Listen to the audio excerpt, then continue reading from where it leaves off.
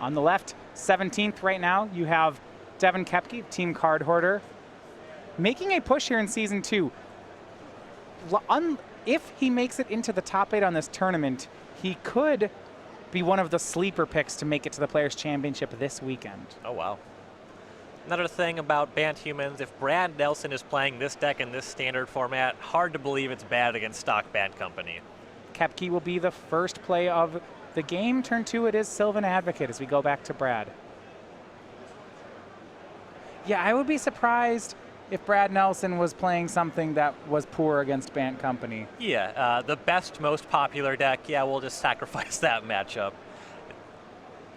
I can't believe that that's true. And to be fair, it looks like, and we'll get to that, card hoarder has put together kind of a throwback sideboard. We'll get there in a second. Brad, Fortified Village showing a basic forest. He'll play Thraben Inspector on turn 2 here.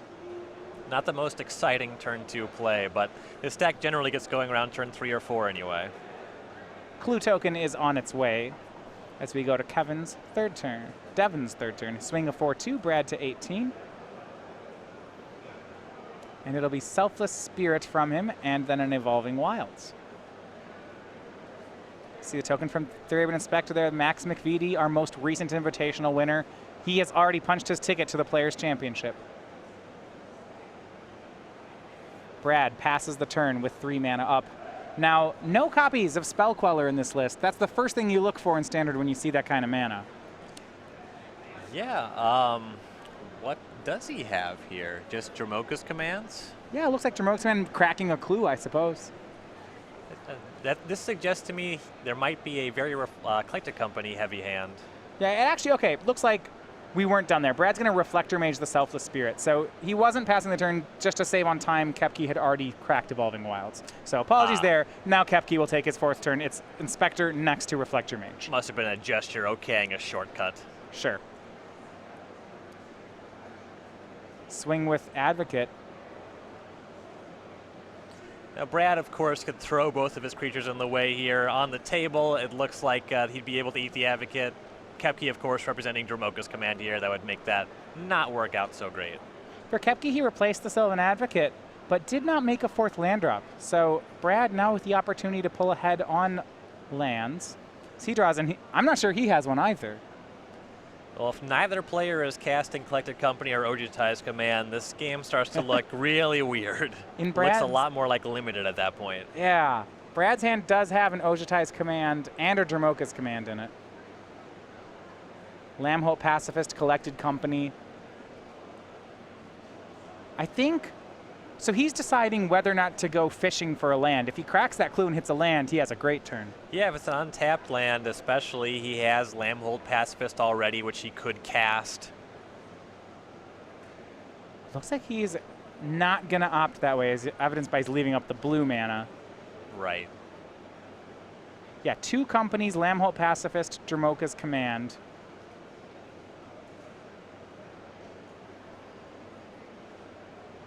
Believe Ojutai's command. That makes up Brad's hand. So 3 4-mana spells.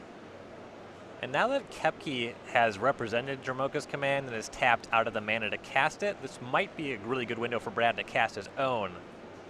Yeah. Lambholt Pacifist for Brad. He also misses the land. We go back to Koepke. Will he be the first person to hit land 4? Well, kind of. Looks like he hit Nissa Vastwood Seer. That's, yeah, this'll do, especially if Brad misses again. So Nissa grabs a forest, puts it into play, and both players just start staring at each other from across the battlefield. Draw from Brad Nelson. We'll see in a second if he does hit the land. He does. It's Yavimaya Coast untapped, and he will go for a Collected Company immediately while Devin's mana's down. Yep, goes for it straight away so he doesn't get caught by a Spell Queller. But a whiff for Brad, or a near whiff. He hits just 1 creature, and it's Tireless Tracker. And Brad's already missed a land drop this game, so any clues that are generated by that are going to come off the top of the deck. Really just, how do we break this board stall then? Each player's playing, 1 creature per turn, but no damage being exchanged. Yet it's not going to be broken quickly, is my answer. Koepke can start making Selfless Spirits and start flying in while the Advocates hold the fort on the ground. It does look like Koepke has 2 main deck copies of Archangel Avacyn. We've seen some lists move away from that. Combos very nicely with Selfless Spirit. He'll need another land before he can start casting Avacyn, but it's also just a great flying body on its own. Yeah. It's a weird one to me that they would move off of that card. It's among the very best cards in Standard, even with the addition of Eldritch Moon. Well, Koepke will company back. Can he do one better than Brad? Brad hit a single Tireless Tracker. How about one worse? He misses completely and passes the turn. Yeah, you know, when you're missing land drops, I mean, there's a lot of lands in your deck yet. Collected Company is not a guarantee, yeah. You go back to Brad. Remember, he had a second company in his hand, and we might just see players take turns on firing these things off. But it looks like for Brad, he'll crack a clue, counter on Tireless Tracker. Because, and you saw there a retap there, as Brad hasn't physically drawn the card yet, that is still going to be legal. We'll allow it.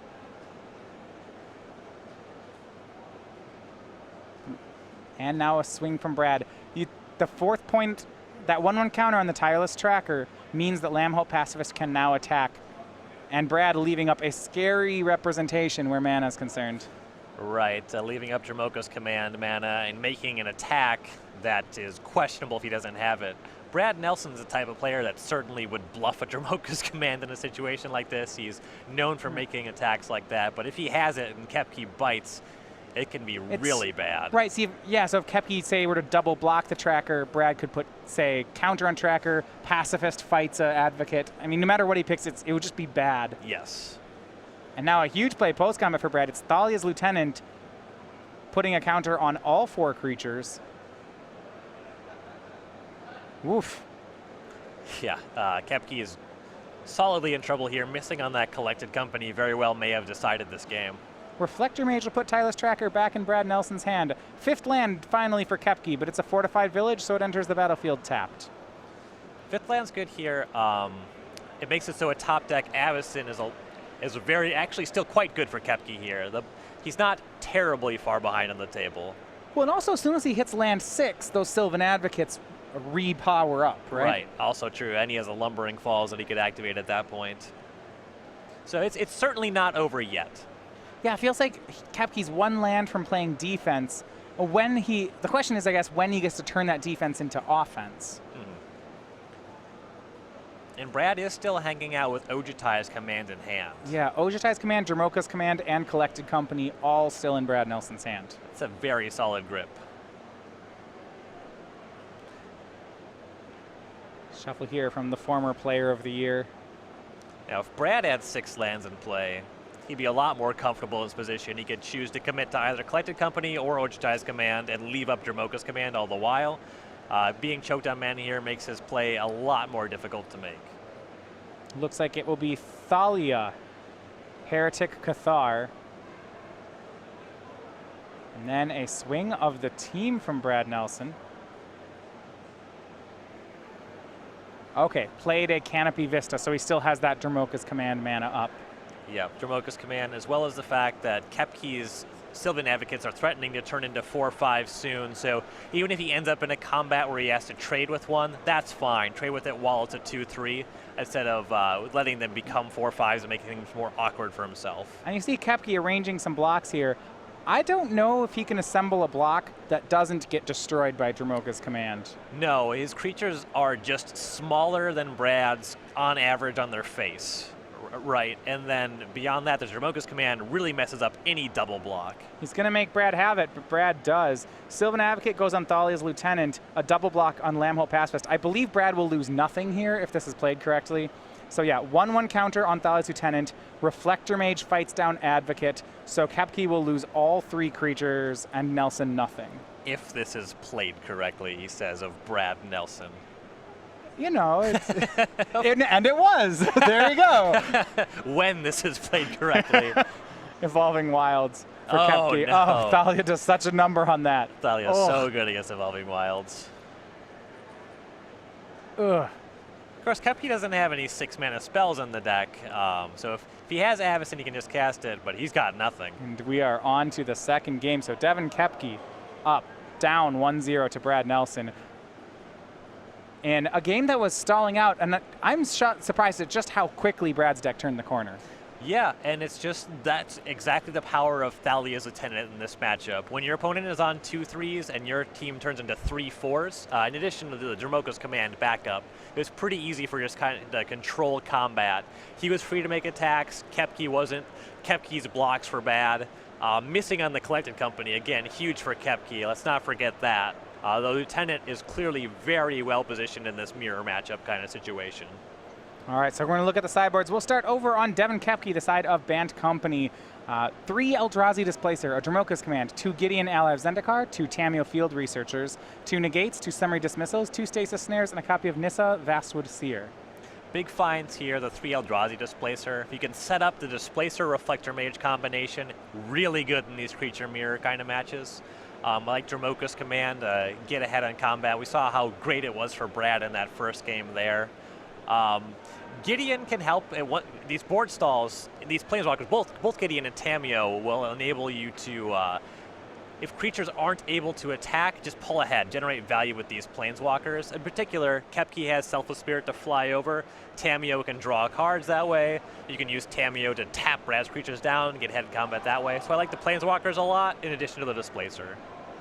All right, over on Brad Nelson's side, a Knight of the White Orchid, an Ojutai's Command, 3 Gideons of his own, 2 Declaration Stone, 2 Negate, 2 Nissa Vastwood Seer, 2 Tragic Arrogance, and then this last one, here's what I'm pretty excited about, 2 Heron's Grace Champions. Yeah, that's a nice one for breaking combat up. We saw in that game, Brad was well advantaged because his team was +1/+1 on Koepke's team. Well, Heron's Grace Champion does exactly that. He also has planeswalkers of his own. Presumably, Knight of the White Orchid is great anytime he's on the draw. That's probably coming in almost every time that he expects to be on the draw. And in the mirror, you can use Tragic Arrogance to get ahead. It's a little awkward, but it's certainly an option that he has available to him. That's something I could see coming in against certain players, play versus draw. Very contextual card that Tragic Arrogance is. All right, players here are going to get ready for the second game. 6-0, they're trying to become that perfect 8-0 player on day one. We're going to take a second to tell you about the newest promotion launched as part of StarCityGames.com Game Night. So we've been doing this for just about a year now. This is exclusive pins and foils coming as prizes at your local tournament every week. Right now for the month of August, this is the Young Burrowmancer. It's, I believe, your favorite token here. I know there's a kind of, can go alongside your Delver of Squeakrits. That's my favorite. Pyromancer's fallen out of favor with me. Love the art on this guy, though. No, this is great. So we have those available now, and new ones coming out every month. So next month it will be the Bone Chewer Giant. For your commander deck, we have this excellent Dog Warrior and pin given away. And if your store signs up by now, we can get you signed up in time for the October promotion, which is the Hedgehog, the family of hedgehogs that sacrifice other hedgehogs. Well, just the big one sacrifices the other hedgehogs. The other one sacrifice forests, artifacts, what have you. They're so unassuming there. They don't know what's coming. But you can sign up on that now over at StarCityGames.com/Game Night. A 6-on-6 for both players here. For Brad Nelson, a player which needs very little introduction, the Roanoke player, originally from the Fargo area, 8 open top 8s along with the win. He already has 2 invitational top 8s to name along with a win of his own. So many achievements in Magic. One of the things that's been really impressive to me is that Brad has gone from being world champion to being off the Pro Tour right back to being Platinum Pro. The ability to do that twice in a row is, to me, almost more impressive than just staying on the train. Yeah, and Brad's written a lot about that experience for StarCityGames.com, and it was really a rude awakening to go from such a great season to just having an off year, and that really drove him to rediscover that discipline that was necessary for that great year in the first place. Brad was the Players' Champion in 2014, made it all the way to the semifinals a second time in 2015. Been so dominant. 6-on-6 as we start the second game. The players will trade Evolving Wilds.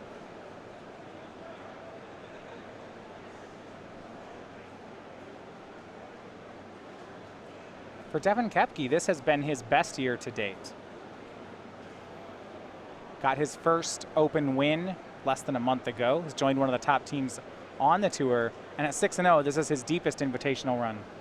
Yep, had some solid finishes outside of his win as well in the top 32 of opens and what have you. All right, it'll be Sylvan Advocate from Koepke. Brad, both his lands appear to be Evolving Wilds, so he will have no plays on the first 2 turns. So back to Koepke. First damage is his as Brad goes to 18. And Eldrazi Displacers, you mentioned from the sideboard. There's Devin's card on turn 3. Now, the good news behind it for him, for Brad Nelson, is that Devin doesn't appear to have a colorless land source yet. Right, he needs to find a Pain land or some colorless source in addition to a Reflector Mage. Speaking of Reflector Mage, Brad will play one of those. After all, it's a human, so Displacer back into Koepke's hand. A swing and a block. Duskwatch Recruiter from Koepke and an Evolving Wilds. Yeah, Brad didn't even have to think about that block. If you want to use your turn Dromoka's commanding away my Reflector Mage, sure. That's why you're supposed to play your Noble Hierarch before attacking there. Oh, yeah. It's great in the Bantex, too. Probably best to leave your Modern deck in your backpack during the standard leg of the tournament. Oh, that's a good call. Nissa Vastwood Seer from Brad Nelson. That'll find him his 4th land. He plays it. So far, he is 4 for 4 on playing basics. Yeah. His mana is clicking, though. And this is a nice little number from Koepke. He played an Evolving Wilds, and actually, in his list, he found a Wastes on the end step. So there's the colorless mana source his Displacer was needing. Yeah, once you start playing Displacer, that basic Waste, it just has to be in your deck. So here players describe it as the best card to fetch for and the worst card to draw. Yep, exactly. I played the card a little bit with the Displacer Reflector Mage package, and there's no better way to describe it. Koepke, no plays. He'll flip his Duskwatch Recruiter into a Crawling Horde Howler. So the 3/3, leaving up conveniently 4 mana for companies or Spellquellers. I believe he has Avacyn in his hand already. Oh, wow. Okay. Tireless Tracker from Brad Nelson. Leaving up a green mana. And you're right, he has the double white. He could cast Avacyn here. Yeah, just a couple really good options here.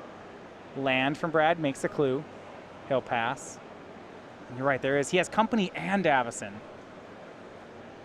Given the current board position, I'd be tempted to go for Company here. It looks like Company, Avacyn, Displacer are Koepke's 3 cards. Now, a scary thing here is when you're playing on someone like Brad Nelson, I'm concerned Koepke waited a long time on end step there, and Brad's the kind of player who will snap in on that. Yes. Said, hey, you had a decision to make. I want, you must have more than one castable card here. Right. Avacyn swings on in along with the rest of the team. It looks like Devin has sent everything. Yeah, he's at 6 lands, so the Advocate's 4/5 now. Brad will crack a clue. His tracker goes up to 4/3. He draws.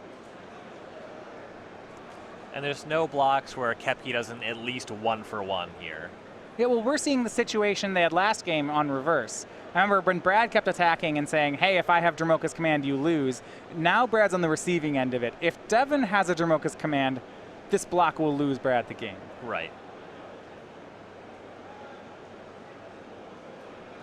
In particular with the humans build, a lot of stuff like Thalia's Lieutenant that just gets so much worse if Koepke's able to keep your board clean.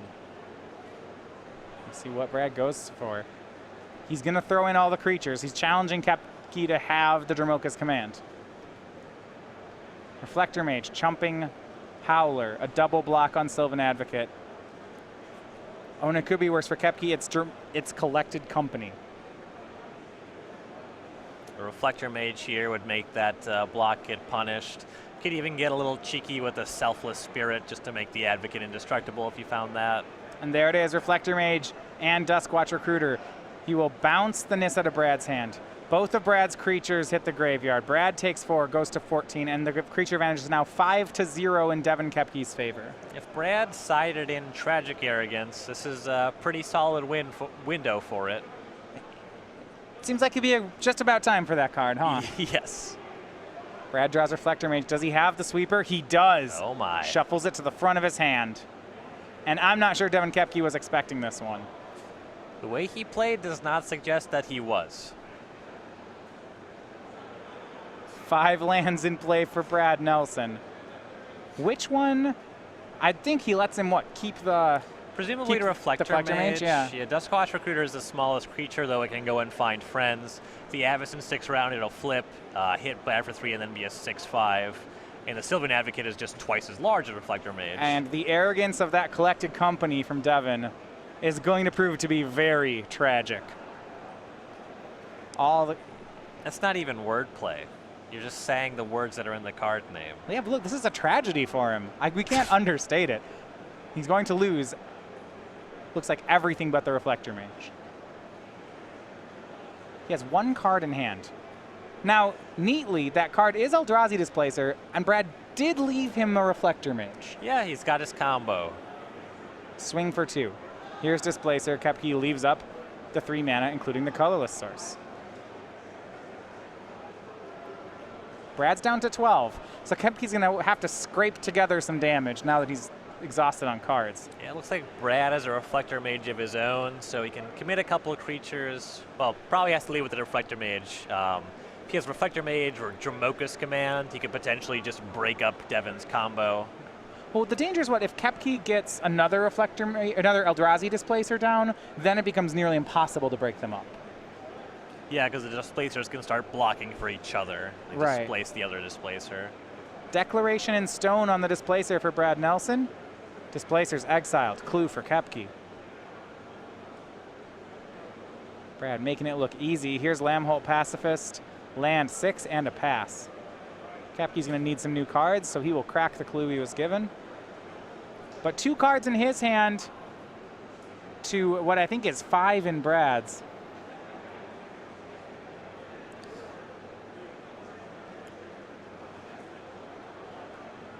It looks like another Displacer.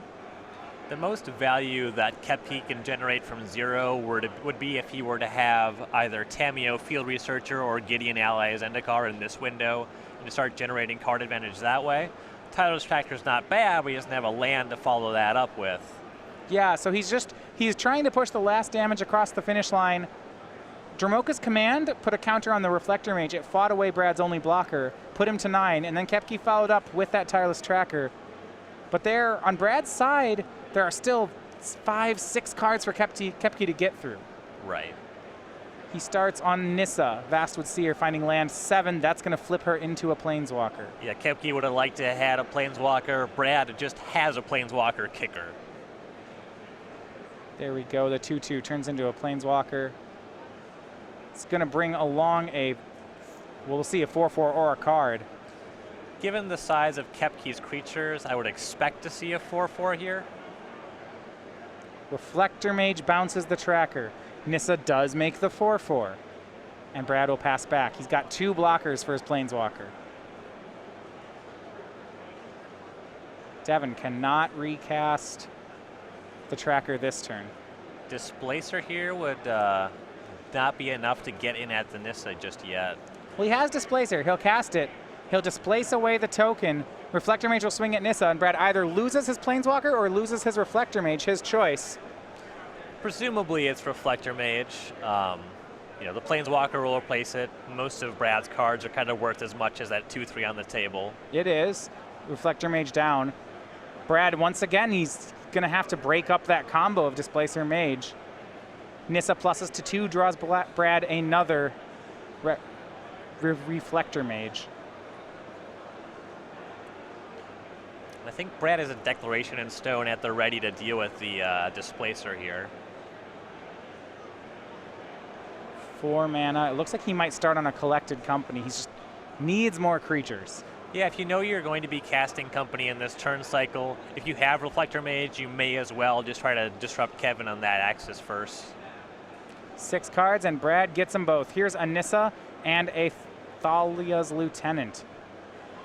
This is certainly a below average hit for Brad there. Yeah, and on top of it, to kind of add insult to injury here, there's only 3 basic forests in Brad's list. And if you look at what he cast that Collected Company off of, there they all are. Yeah, finally the fact that Brad opened on a bunch of basic lands has caught up. He missed on a little bit of value there. And the Lieutenant was pretty embarrassing as far as Thalia's Lieutenants go. Yeah, Nissa is an elf. Tireless Tracker from Koepke. Here's a land, makes a clue. Brad did Reflector Mage away the Eldrazi Displacer with the remainder of his mana. But with all these tempo plays Brad's having to make, Koepke has nearly caught him on cards. Yeah, Dustrush Recruiter certainly helps a lot on that axis. Here is Selfless Spirit from Devin Koepke. Reflector Mage will swing at Nissa. And with the removal spell, Brad using being the Declaration of Stone to deal with the previous Displacer, that just lets Koepke draw a card. Brad wasn't winning this game nearly fast enough for that to not matter. A double block from Nelson on the Reflector Mage. Koepke will sacrifice the Selfless Spirit. So he'll basically trade that for Brad's Reflector Mage, and we go back to Brad Nelson here. He's at 9. He has not done any damage to Koepke yet. Now, he's been playing an attrition game to this point, has yet to turn the corner and become the aggressor. 4 cards in hand for Nelson. Triple green. He's going to start with his own Tireless Tracker. That's a human. Thalia's Lieutenant goes up to 3/3. One thing I do like from Brad's side here is that because of all these human synergies he has, it's not unreasonable that his creatures just all eventually get bigger. Brad pluses, puts Evolving Wilds into play, flips his Nissa. And then makes a clue off Tireless Tracker. Here, cracks it, gets another clue. That was an unfortunate interaction between the Nissa and the flipped Nissa and the unflipped Nissa. You can't miss the trigger on the unflipped Nissa, so it has to flip over. If Brad just drew a land naturally, he could have made the 4/4 with the previously flipped Nissa and then used the other Nissa to draw a card. But because he didn't draw the land and then he hit the land, he just kind of down a Nissa without getting that 4/4. Though he can use that one now. He's down 2 loyalty, or 3 loyalty rather, in that exchange. So he got a free card. That Evolving Wilds was his free card off the first Nissa, but I think you're right. He'd rather have a creature than a card on this board. Yeah, and he can still make the 4/4, but he would have more loyalty on the Nissa anyway. Exactly. One of the most scary things about these Bant decks is just how they never run out of cards. You see Brad here, 7 lands, 8 lands, correct that. A Planeswalker, he's got clues, and he doesn't even have time to use them. Yeah, and Brad's list is geared towards being a little bit more aggressive. There's slightly less value elements, and he's still not running out of cards. Here we go. He pluses the second Nissa, gets a Yavimaya Coast, gets a 3rd clue. Definitely set up to play this attrition game plan. 4th clue from Thraben Inspector. And that Thalia's Lieutenant is not small anymore. No. Lambholt Pacifist, Thalia's Lieutenant to 5/5. And all right, after all this work, now it will attack. 1 card left in Brad's hand, but 4 clues. And finally, he will let Devin get a turn.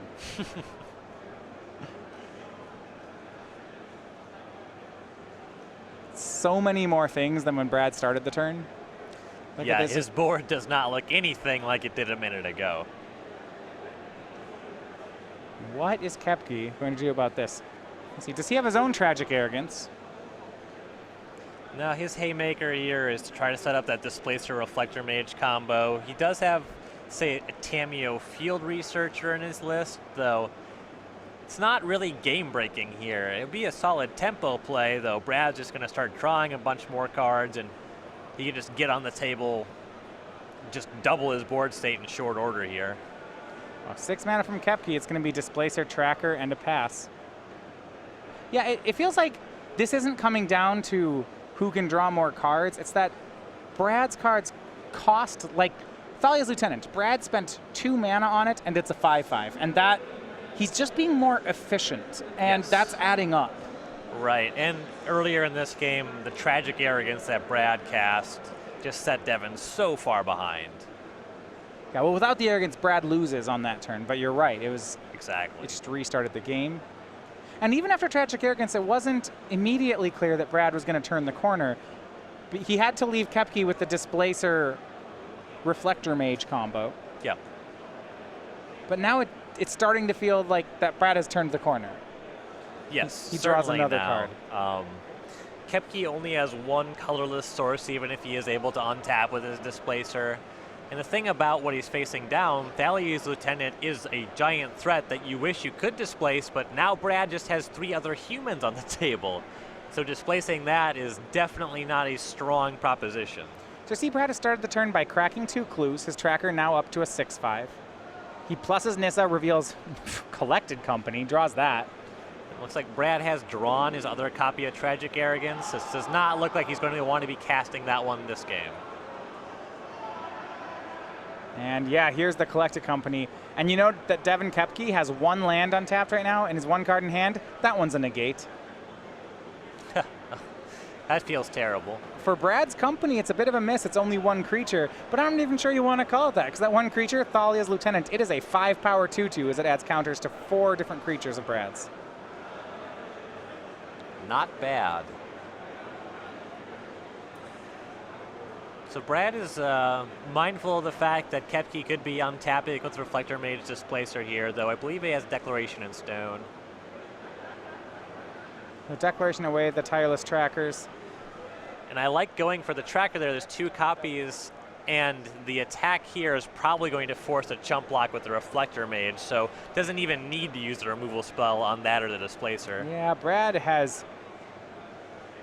How quickly... This was just, what, over 2 turns, right? That Brad went from an even board to Koepke, with Koepke just swinging for lethal. I mean, this isn't lethal, but it sure feels like it. Yeah, this is the Abyss territory. The Abyss with no redraws. There's no Descend Upon the Sinful, something like that coming out of Koepke's deck. Koepke has the elements for his game plan here. This is exactly what he's trying to do in the Band Company mirror. He has his Displacer, he has Reflector Mage, and Brad's just maintained most of his human synergies here with the Thalia's Lieutenant and just boarded in some really powerful sorceries, the Tragic Arrogance and the Declaration in Stone, that line up very well against Koepke's game plan. Koepke playing it out here. It's going to go ahead and crack those clues, but looks like he's just been overpowered by the humans.